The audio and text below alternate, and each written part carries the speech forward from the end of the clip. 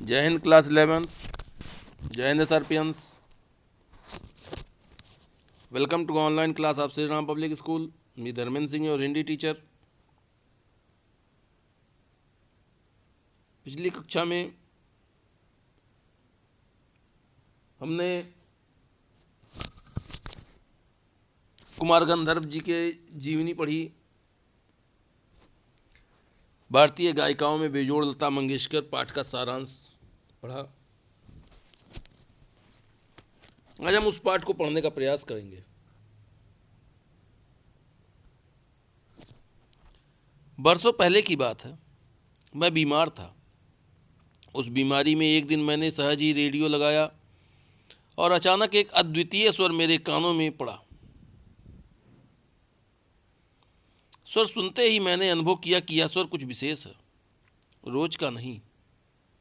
अद्वितीय का अर्थ होता है जिसका कोई दूसरा सब्स्टिट्यूट ना हो, जो केवल एक हो।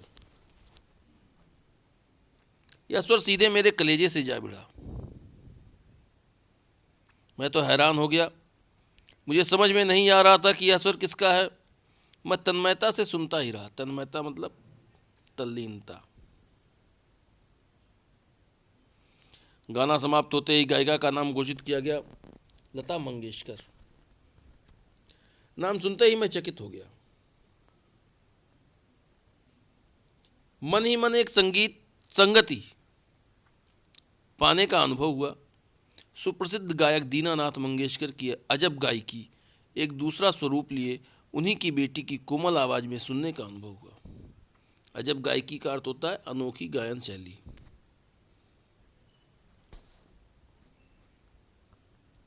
मुझे लगता है बरसात के भी पहले के किसी चित्रपट का वह कोई गाना था।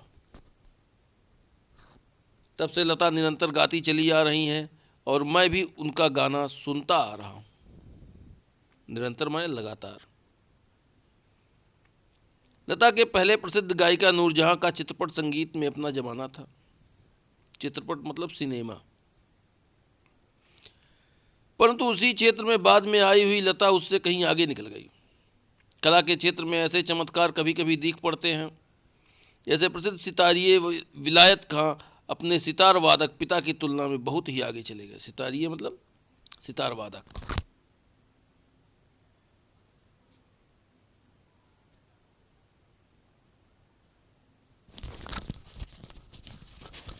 मेरा स्पष्ट मत है कि भारतीय गायिकाओं में लता के जोड़ की गायिका हुई ही नहीं। जोड़ मतलब बराबरी। लता के कारण चित्रपट संगीत को विलक्षण लोकप्रियता प्राप्त हुई। यही नहीं, लोगों का शास्त्रीय संगीत की ओर देखने का दृष्टिकोण भी एकदम बदला है।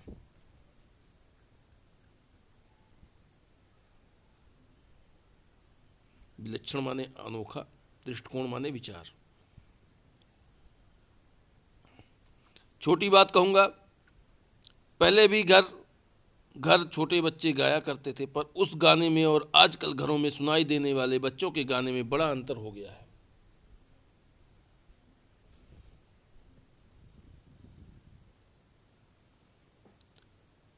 आजकल के नन्हे मुन्ने भी स्वर में गुनगुनाते हैं। क्या लता इस जादू का कारण नहीं है? कोकिला का स्वर निरंतर कानों में पड़ने लगे तो कोई भी सुनने वाला उसका अनुकरण करने का प्रयत्न करेगा। कोकिला माने कोयल, अनुकरण माने नकल करना। ये स्वाभाविक ही है। चित्रपट संगीत के कारण सुंदर स्वर मालिकाएं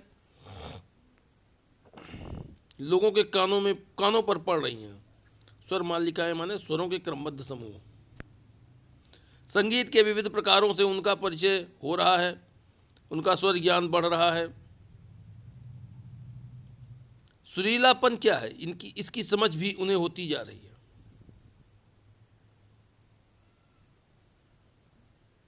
तरह तरह की लय के भी प्रकार उन्हें सुनाई पड़ने लगे हैं और आकार युक्त लय के साथ उनकी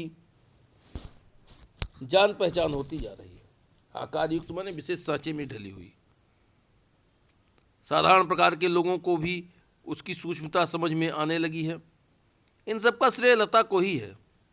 इस प्रकार उसने नई पीढ़ी के संगीत को संस्कारित किया है। संस्कारित माने सुधारा है। और सामान्य मनुष्य में संगीत विषयक अभिरुचि पैदा करने में बड़ा हाथ बटाया है।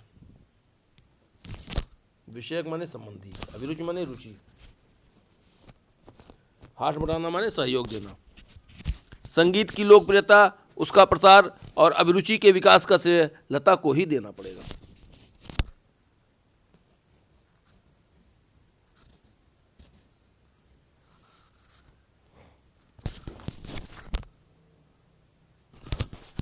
सामान्य श्रोता को अगर आज लता की ध्वनि मुद्रिका और शास्त्रीय गायकी की ध्वनि मुद्रिका सुनाई जाए तो लता की ध्वनि मुद्रिका ही पसंद करेगा। श्रोता माने सुनने वाला, ध्वनि मुद्रिका माने स्वरलिपि। गाना कौन से राग में गाया गया और ताल कौन सा था, यह शास्त्रीय ब्यौरा इस आदमी को सहसा मालूम नहीं रहता।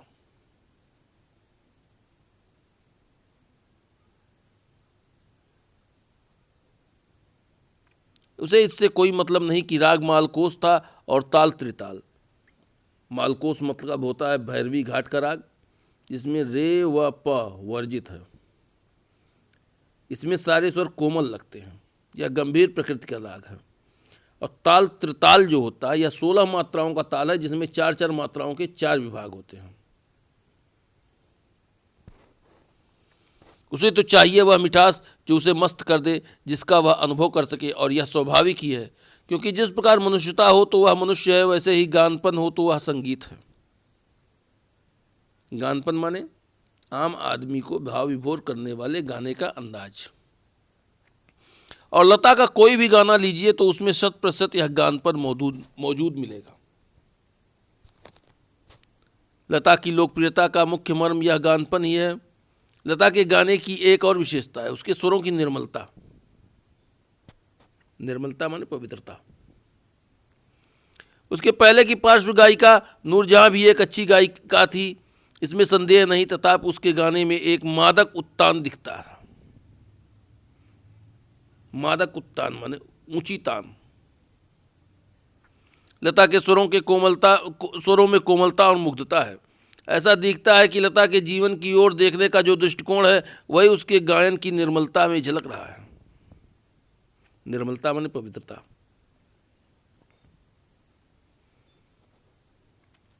हाँ, संगीत दिग्दर्शकों ने उसके स्वर को की इस निर्मलता का जितना उपयोग कर लेना चाहिए था उतना नहीं किया। मैं स्वयं संगीत दिग्दर्शक होता तो लता को बहुत जटिल काम देता, ऐसा कहे बिना रहा नहीं जाता।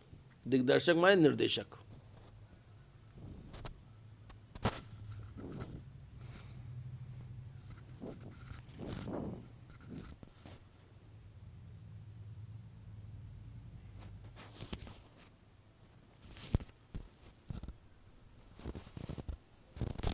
लता के गाने की एक और विशेषता है उसका नादमय उच्चार। नादमय उच्चार माने गूंज भरा उच्चारण। उसके गीत के किन्हीं 2 शब्दों का अंतर स्वरों के अलाप द्वारा बड़ी सुंदर रीत से भरा रहता है, और ऐसा प्रतीत होता है कि वे दोनों शब्द विलीन होते होते एक दूसरे में मिल जाते हैं। रीत माने होता तरीका। यह बात पैदा करना बड़ा कठिन है, परंतु लता के साथ यह बात अत्यंत सहज और स्वाभाविक हो बैठी है। ऐसा माना जाता है कि लता के गाने में करुण रस विशेष प्रभावशाली रीत से व्यक्त होता है, पर मुझे खुद यह बात नहीं पड़ती। पड़ती माने जचती। मेरा अपना मत है कि लता ने करुण रस के साथ उत्तर न्याय नहीं किया है। बजाय इसके मुग्ध श्रृंगार की व्यक्त करने वाले मध्य या द्रुतलय के गाने लता ने बड़ी उत्कटता से गाए हैं। मुग्ध श्रृंगार का अर्थ होता है मन को रिझाने वाला श्रृंगार। द्रुतलय माने तेज धुन, उत्कटता माने तेजी या व्यग्रता से।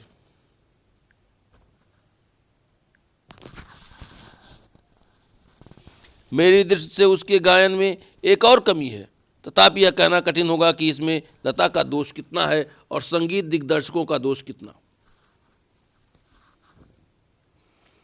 लता का गाना सामान्यतः ऊंची पट्टी में रहता है।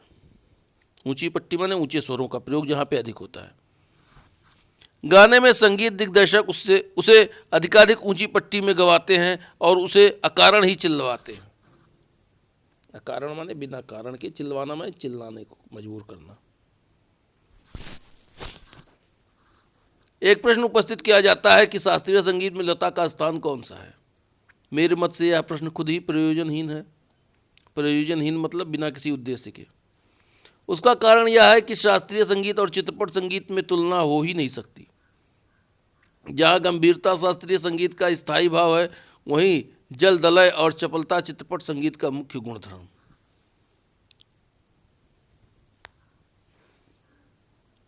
प्रयोजनहीन का अर्थ होता है बिना किसी उद्देश्य के, जल्द लय माने तेज लय, और चपलता मतलब चुलबुलापन। चित्रपट संगीत का ताल प्राथमिक अवस्था का ताल होता है, जबकि शास्त्रीय संगीत में ताल अपने परिष्कृत रूप में पाया जाता है। चित्रपट संगीत में आधे तालों का उपयोग किया जाता है। उसकी लयकारी बिल्कुल अलग होती है, आसान होती है।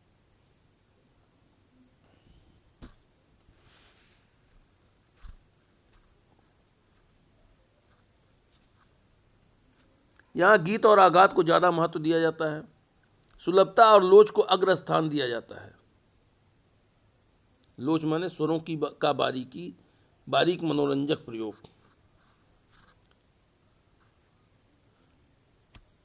आघात माने चोट। तथापि चित्रपट संगीत गाने वाले को शास्त्रीय संगीत की उत्तम जानकारी होना आवश्यक है, और वह लता के पास निसंशय है। निसंशय का अर्थ होता है निसंदेह। 3-3.5 मिनट के गाए हुए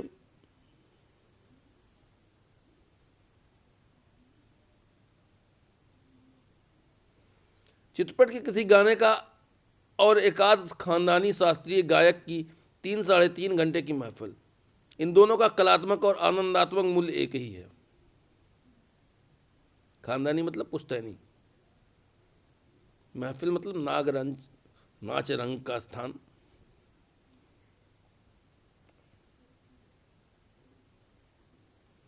ऐसा मैं मानता हूँ, किसी उत्तम लेखक का कोई विस्तृत लेख जीवन के रहस्य का विशद रूप में वर्णन करता है, तो वही रहस्य छोटे से सुभाषित या नन्ही सी कहावत में सुंदरता और परिपूर्णता से प्रकट हुआ भी दृष्टिगोचर होता है।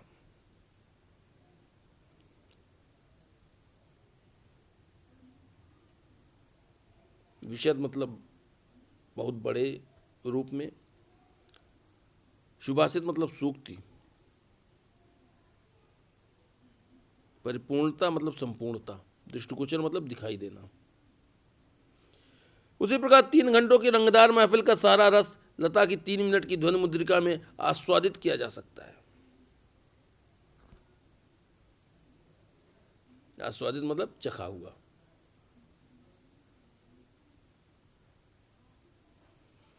उसका एक एक गाना एक संपूर्ण कलाकृति होता है। स्वर लय शब्दार्थ का वहाँ त्रिवेणी संगम होता है, और महफिल की बेहोशी उसमें समाई रहती है। त्रिवेणी संगम मतलब तीनों का मेल, समाई रहना मतलब निवास करना।